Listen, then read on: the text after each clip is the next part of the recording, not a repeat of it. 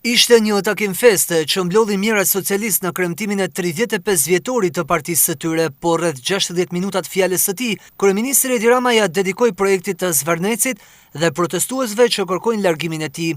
Të dyja takimet u zhvilluan në një distancë prej vetëm disa qindra metrash, socialistët në sheshin Italia, protestuesit poshtë zyrës së kryeministrit.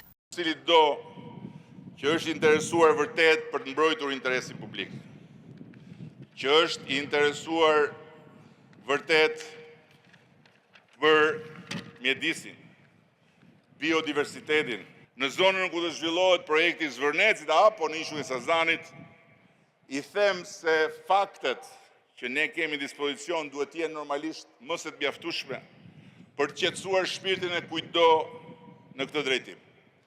Prandaj bujru me jani t'i dëgjoni, e jani t'i shikoni dhe jani t'i verifikoni vetë faktet. E janë të shikoni me sytë tuaj, që nuk ka asnjë status investitori strategjik të dhënë për investimin më të madh privat në historinë e Shqipërisë. Protestuesve u risollin në vëmendje se janë disa rryma që po tentojnë të shfrytëzojnë revoltën e tyre. Qartë që tani më një protestë e nisur për natyrën është kthyer në një protestë me natyrë politike. Absolutisht legjitime, por çdo që do të ndryshojë Shqipërinë sipas qasjes tij dhe krejt normale.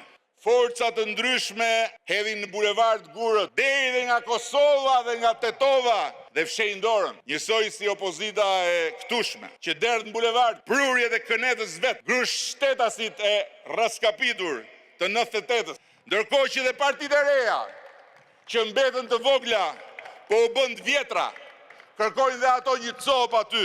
Rama ripërsëriti edhe ndikimet e jashtme që më shumë se sa Shqipërinë sipas tij duan të godasin presidentin e Shteteve të Bashkuara. Që kjo që po ndodh nuk është thjesht vetëm ajo që duket, por shumë më delikate dhe më e rëndësishme për të nesërmen.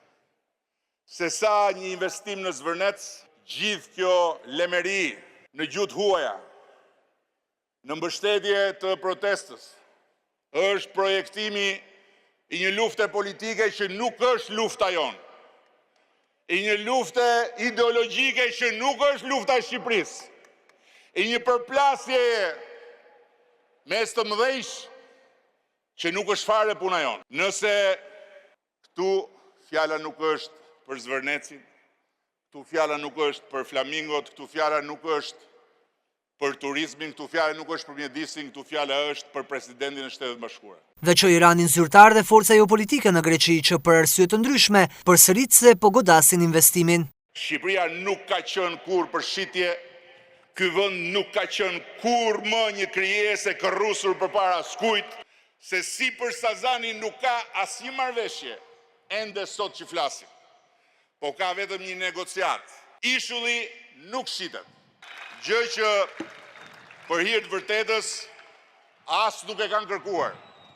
Dhe ishulli nuk jepet me qera. Ishulli është dhe mbetet pronë e shtetit shqiptar. Momente që u dedikuan 35 vjetorit Partisë Socialiste ishin vetëm ato të fillimit, ku u shfaq edhe një dokumentar me imazhe të liderit historik të saj Fatos Nano, të ndarë nga jeta verën e shkuar.